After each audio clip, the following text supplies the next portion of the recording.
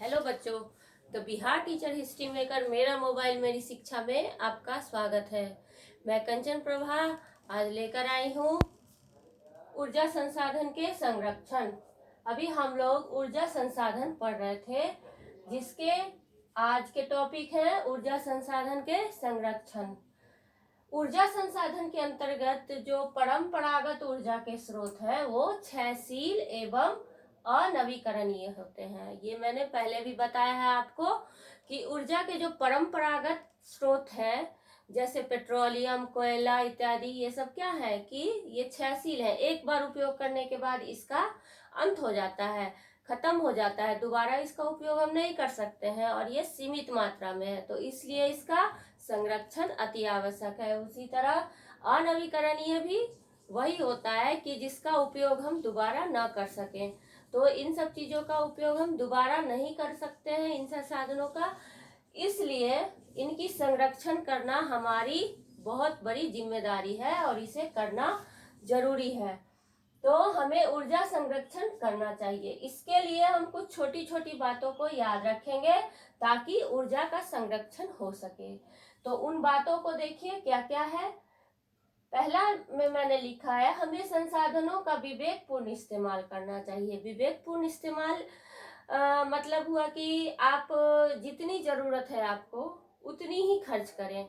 बेवजह के बहुत सारे घरों में आप देखेंगे कि लाइट जल रही है, पंखा चल रही है, तो वो विद्युत संसाधन, विद्युत ऊर्जा का क्या है, बेमतलब खर्च है। तो विवेकपूर्ण इस्तेमाल का मतलब हुआ कि आप अगर उस कमरे में नहीं है तो वो बल्ब, वो पंखे, सारा कुछ बंद कर दें ताकि आप थोड़ी सी तो ऊर्जा का संरक्षण कर लीजिएगा। तो इस तरह आप कर सकते हैं। इसके बाद है इसके गैर परंपरागत विकल्पों की खोज।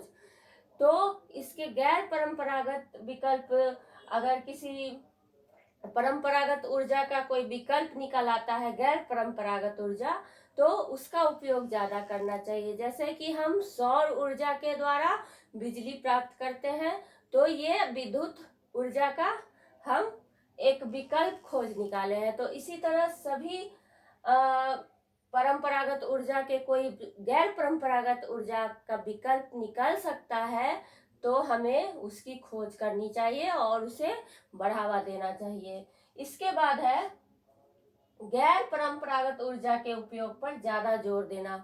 तो जैसे सौर ऊर्जा मैंने बताया था, पवन ऊर्जा, तो इन सब ऊर्जा के उपयोग पर ज्यादा जोर देना है। लोगों को भी बताना है कि ये सब ऊर्जा ये क्षयशील नहीं है, ये नवीकरणीय है, जिसको दोबारा हम प्राप्त कर सकते हैं। तो इसीलिए इन गैर परंपरागत ऊर्जा का प्रयोग हमें ज्यादा करना चाहिए।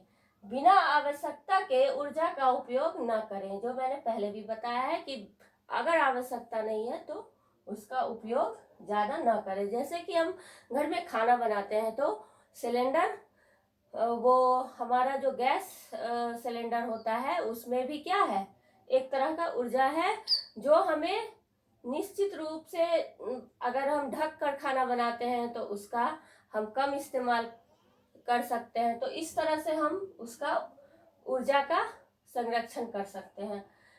ऊर्जा के परंपरागत स्रोतों की खोज करें। ऊर्जा के परंपरागत स्रोतों की खोज करना चाहिए हमें, ताकि हम और भी इसका जो सीमित मात्रा में ये है वो ज्यादा से ज्यादा हमें प्राप्त हो सके। तो परंपरागत स्रोतों की खोज करके हम उसका उपयोग कर सकते हैं। इसके संरक्षण हेतु लोगों को जागरूक करें। और क्या है, ऊर्जा संसाधन के संरक्षण के लिए लोगों को जागरूक करें। लोगों को हम बताएं, अगर कोई ऐसा कर रहा है तो उन्हें समझाएं कि ऐसा नहीं करना चाहिए, क्योंकि यह ज्यादा मात्रा में हमारे पास नहीं है और ये लंबे समय तक हमें यूज करना है, हमारे पीढ़ियों दर पीढ़ियों को यूज करना है। तो इस तरह से हम लोग याद रखें कौन सा स्लोगन, ऊर्जा संरक्षण अति आवश्यक है। ये स्लोगन याद रखें, ऊर्जा संरक्षण अति आवश्यक है। तो चलिए बच्चों, अब ये चैप्टर आज यहीं खत्म हो रहा है और अगले वीडियो में हम लोग इसके प्रश्नोत्तर को पूरा करते हैं। तो चलिए बच्चों, तब तक के लिए बाय बाय।